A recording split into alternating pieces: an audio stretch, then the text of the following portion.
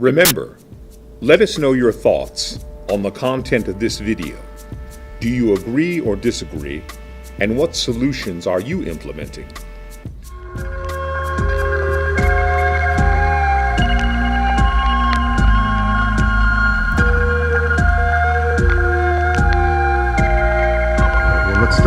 Let's start from recovery. Usually they're going to be recovered either at a hospital by one of our wonderful SANE nurses or out on the street.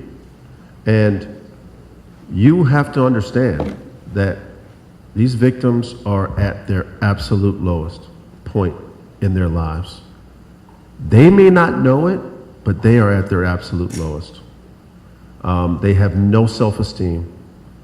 They have no will but to go out and do the bidding for their trafficker, to do whatever it is that they need to do to make daddy happy. That's all that they can think about. There's some that haven't eaten in days because of their opioid addiction and or the fact that they just didn't bring home enough money for daddy, so daddy isn't going to feed me.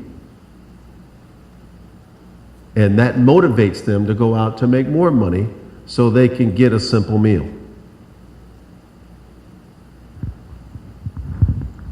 And so when the task force or whenever these individuals are identified, one of the policies that we're putting in place throughout Cuyahoga County is that Project STAR, Sex Trafficking, Advocacy, and Recovery, is notified. That's the 24-hour hotline. And from that hotline is a trained crisis intervention specialist that will respond to any police department, social service agency, or emergency room department, whether it's 3 o'clock in the morning or 3 o'clock in the afternoon.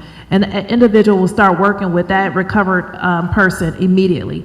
Some of the immediate needs that we see, depending on the status of that person, is getting into detox, getting the medical care taken care of, because so many times individuals have not had access to adequate medical care over a long period of time, getting them fed, sometimes getting them reconnected to their families.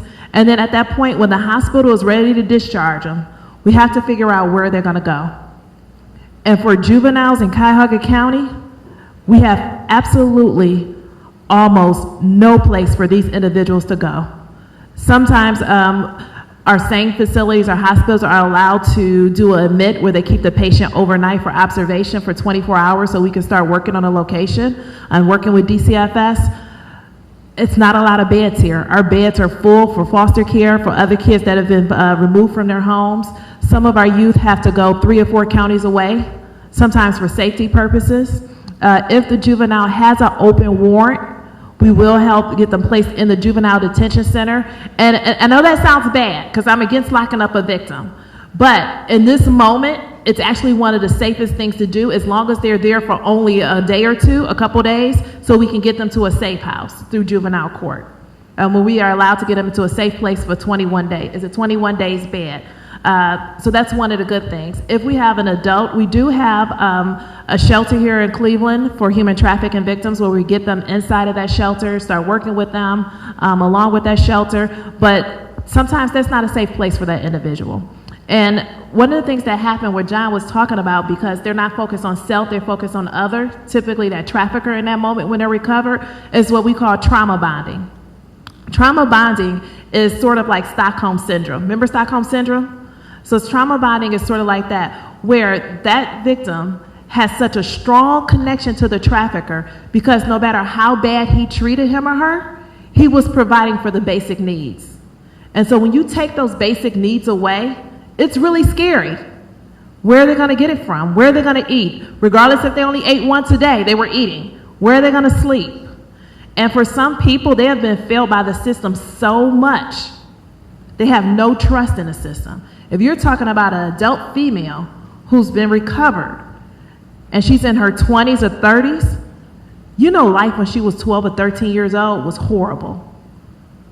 And that system has failed her continuously. So trying to even in that crisis stage, trying to work with this individual and build trust with them, it's a challenge. It really is a challenge.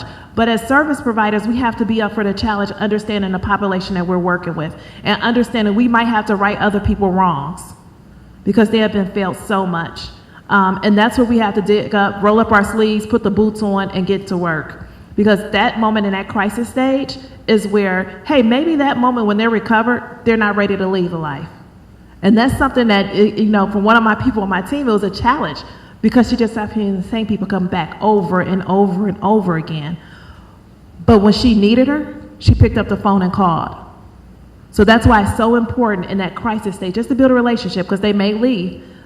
And when they're ready, they'll come back. And then after the crisis stage, definitely when that crisis piece is over and there's a little bit of period of stabilization is where this lady named Renee Jones come in. The thing of it is too, is also include your clients into working their case plan and creating their case plan.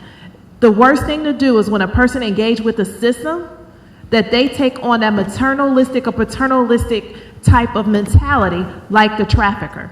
And go to say, in order to receive my services, you have to do this. In order to this, you have to do. When you do that, that person is going to leave your program and go back to their trafficker, because it's easier to deal with the devil they know than the devil they don't. So we need to be very mindful that we are not going into a rescue mentality, that we're educating people about the options and the tools that's out here for them in the community. One of the things that I tell the judges that I work with over on the other side is like, hey, this person is going to treatment. You're mandating them to treatment, right? No matter what. But one of the things you could do is say, hey, we have treatment A, which provides these services. Treatment B provides this. Treatment C provides this. Which one do you think will benefit you the most? Which one can you buy into? And that way that person feels as though they have some choice in this, because we have to give people as much choice as possible after being trafficked. So the long term, what I tell people is I coined this the new AA. So people that have any kind of addictions, they go to AA, Drugs Anonymous. It's the same thing with a trafficking victim. They need a lifetime of support. So our program is designed to do just that. We have people that come for years because they need that lifetime of support. And that's what keeps them from going back into that lifestyle.